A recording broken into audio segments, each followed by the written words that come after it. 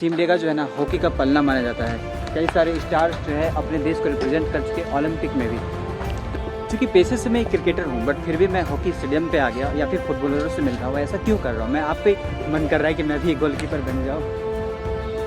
Definitely अभी मेरा career ख़त्म नहीं हुआ है बट मैं जरूर। वो क्या आदमी है यार, मतलब हॉकी को उन्होंने पूरा अपना जीवन दे दिया है। उन्होंने अपना सारा जीवन हॉकी को दे दिया, इवन वो बैचलर है। जोहार गाइस, तो इस वक्त हूँ मैं सिमडेगा के हॉकी स्टेडियम में, जिसका एसोटप हॉकी स्टेडियम कहा जाता है। और बहुत खूबसूरत तरीके से एसोटप आप यहाँ पे देखेंगे। कई सारे खिलाड़ी इस वक्त खेल रहे हैं। मैं इस वक्त यहाँ पे इसलिए आया हूँ क्योंकि ये सिमडेगा जो है ना हॉकी का पलना माना जाता है। कई सारे स्टार्स जो है अपने देश को रिप्रेजेंट कर चुके ओलंपिक में भी। तो मैं आपको थोड़ा सा माहौल दिखाना चाहता हूँ और कई सारी बातें जिक्र मैं करूँगा क्योंकि आज डे 148 है। और उसके बाद फिर मैं यहाँ से निकलूँगा। जैसे ही रास्तों में निकलूँगा और कई सारे गाँव में मैं हॉकी देखूँगा, तो मैंने सोचा एक रूबरू करवाते जाऊँ इस फील्ड से। अगर सिमडेगा आया और हॉकी को शूट नहीं किया तो क्या ही शूट किया या फिर क्या ही दिखाया। तो चलिए मैं दिखाऊं। इस वक्त प्रैक्टिस चल रही है और लड़के और लड़कियां संयुक्त रूप से कर रही हैं। तो कुछ प्रैक्टिस मैं आपको दिखाऊं और उसके बाद फिर मैं यहाँ से चलूँ। सो दिस इज द एसोटप हॉकी स्टेडियम और इस वक्त शाम का नज़ारा।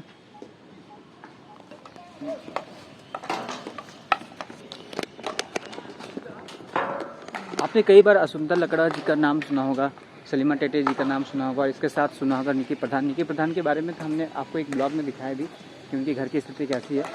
बट मैं आपको हॉकी खिलाड़ियों को नहीं दिखा पाया, तो इस जगह पे मैं आया हूँ हॉकी खिलाड़ियों को आपको दिखा पाने के लिए।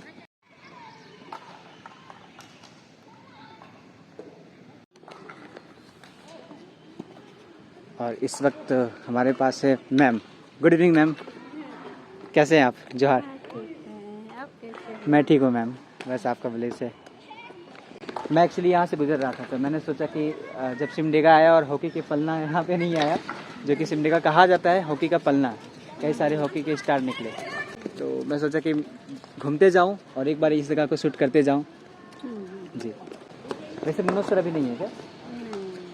मनोज सर जो कि अभी हॉकी सिमडेगा के अध्यक्ष है, मैं उनकी बात कर रहा हूँ।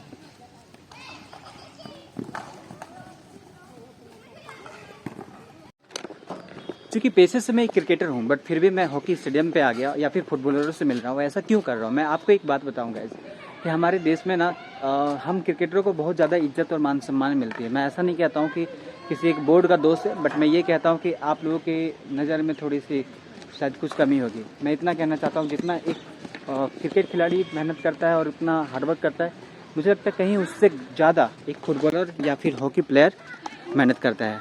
देख सकते हैं। और ये गोलकीपर।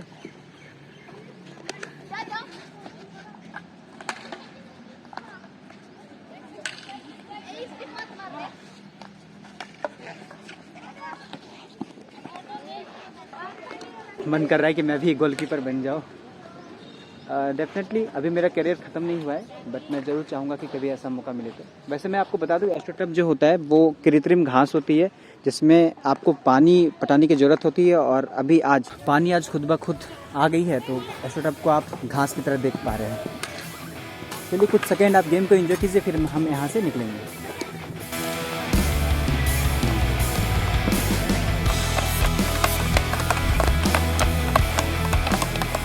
तो कल हो गई थी शाम और फिर से जोहार आप सबों को। आज सिमडेगा की धरती से जाऊंगा कुछ गांव को होते हुए दूसरे इलाकों में, लाइक बोलबा और रामरेखा की ओर। मैं आपको बताना चाहता हूं सिमडेगा के जितने भी गांव इलाके हैं या फिर सिमडेगा गुमला और बाकी विभिन्न जो सटे हुए क्षेत्रीय इलाके हैं, उनमें आपको पौधे जहाँ पे उगाए जाते हैं ना, जिसको आप नर्सरी कहते हो, तो छोटे छोटे बच्चे वो आपको लगेंगे कि जन्म से खेलने के लिए जानते हैं हॉकी को, वैसे आपको देखने को मिलेंगे। तो मैं चलिए अब हॉकी के इस ब्लॉग को आगे कंटिन्यू करूं मैं, और यहाँ से मैं निकलूँ क्योंकि कल ज़्यादा ही शाम हो गया था और मेरी भी जो फ़ोन की स्टोरेज है ना वो ख़त्म हो गई थी।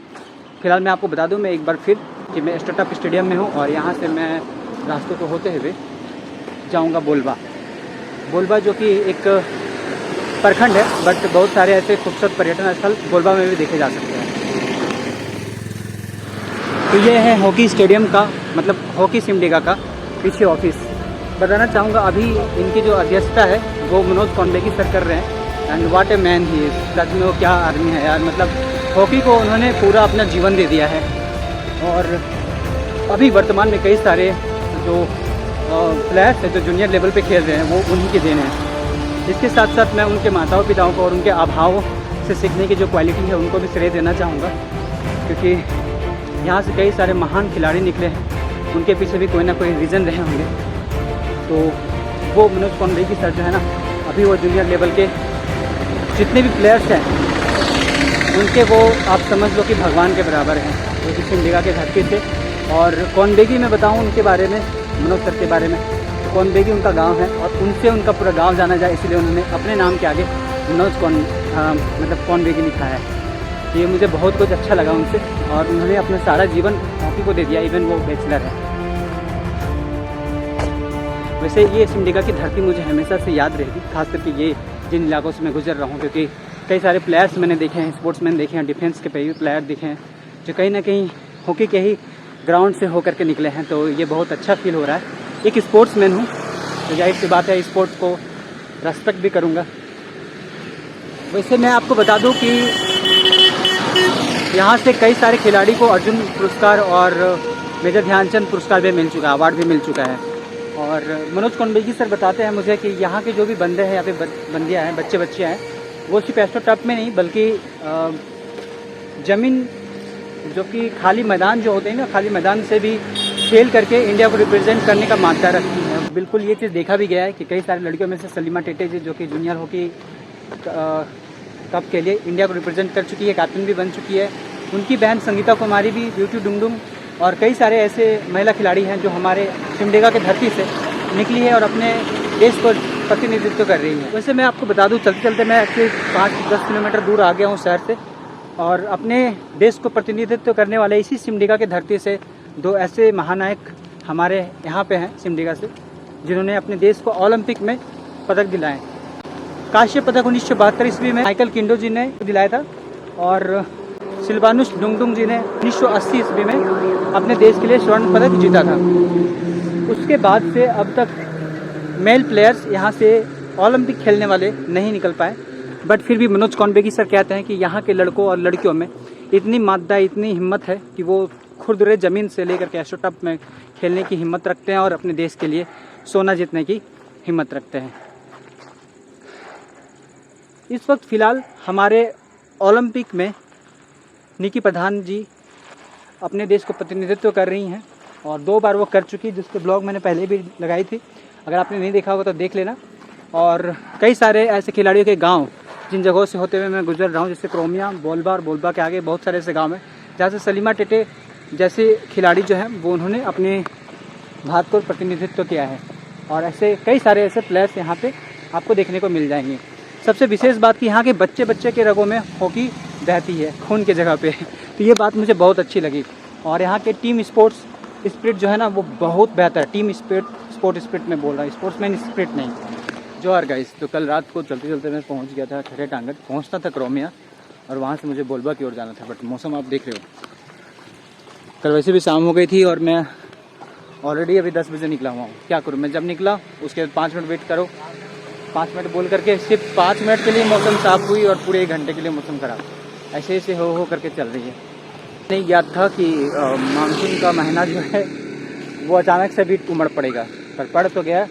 खैर मैं करला गुड़ी की ओर भी जाऊंगा, और हो पाता है तो मैं पॉसिबल चीज़ें अगर हो पाती है, अगर ऐसा मानसून का महीना नहीं रहा, अगर ऐसी मौसम नहीं रही तो फिर मैं खिलाड़ियों के घरों तक और भी विजिट करूंगा, क्योंकि एक करसई ब्लॉक है उसमें करला गुड़ी से कई सारे खिलाड़ी हैं जो अपने देश को रिप्रेजेंट कर रहे हैं, हॉकी प्लेयर्स। और सलीमा टेटे जो है वो अपने करसई और कुर्देग के बीच के बॉर्डर आप कह लो, या सिमडेगा और करसई के बीच के बॉर्डर जो कह लो, वहाँ से वो है बड़की छापर कहते हैं उसको। तो चलिए, आज तो संभव नहीं इस ब्लॉग में कि मैं गांव में खेल रहे बच्चों को अपने इस ब्लॉग में सम्मिलित करूं, इसलिए चलिए इस ब्लॉग को अब हम यहीं पे एंड करते हैं। उम्मीद करते हैं कि हॉकी वाली ये ब्लॉग जो है आपको थोड़ी ठीक लगी होगी। मौसम तो हो चुकी है थोड़ा गड़बड़, तो चलिए हम इस ब्लॉग को अब यहीं पे एंड करते हैं। उम्मीद करते हैं कि आपको ये ब्लॉग अच्छा लगा होगा। और एक और बात कि अगर आप जीवन में कुछ करना चाहते हैं तो अभाव नाम का चीज़ है ना, वो बहुत बड़ा मैटर नहीं करता है। एक और बात जो मैं आपको कहना चाहता हूँ, अगर आपने अभाव में जीवन जिया है तो सारी प्रॉब्लम्स जो है आपके जीवन में ख़त्म हो गई। आपको ये पता चल गया कि आपको क्या करना है क्या नहीं करना है, ये भी पता चल जाएगा कि कैसे सबको वैल्यू दी जाती है। और जब आपको वो रास्ते पता चल जाते हैं जिनसे होकर के एक सफलता की मंजिल मिल जाती है, तो फिर आपको कोई नहीं रोक सकता। बस यही है कि अपने अभाव में बिखरना मत, निखरना कोशिश करना, कम से कम कोशिश करना, कभी मत छोड़ना। चलो मिलते हैं अगले ब्लॉग में, तब तक के लिए खुद का ख्याल रखें, खुश and don't forget keep flying keep learning. और इसके साथ अपने झारखंडी होने पे गर्व कीजिए, अपने शिमडिगा के होने पे गर्व कीजिए, जहाँ की धरती से कई सारे रत्न अपने देश को रिप्रेजेंट कर चुके हैं। जोहार झारखंड, जोहार भारत।